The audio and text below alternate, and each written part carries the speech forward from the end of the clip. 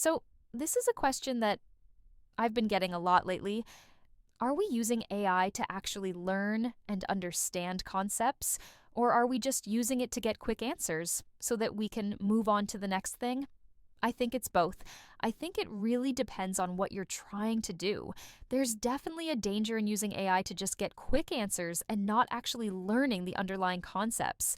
Because if you don't understand the concepts, then you're not really learning. You're just kind of like training your AI parrot to mimic the language that you want it to mimic.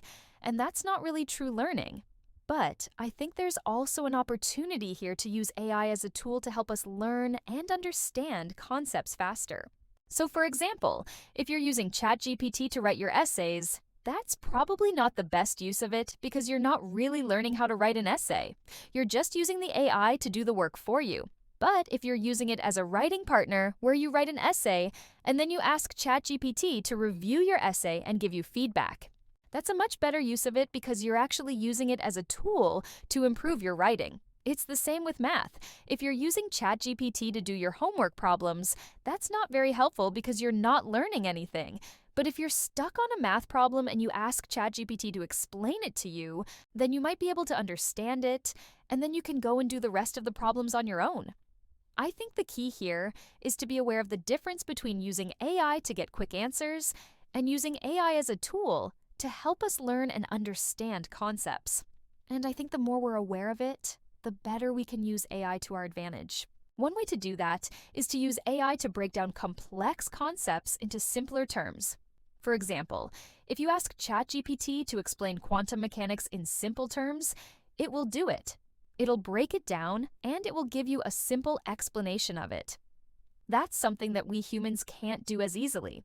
We tend to get lost in the complexity of things, and we forget that not everyone knows what we know. But AI can help us do that.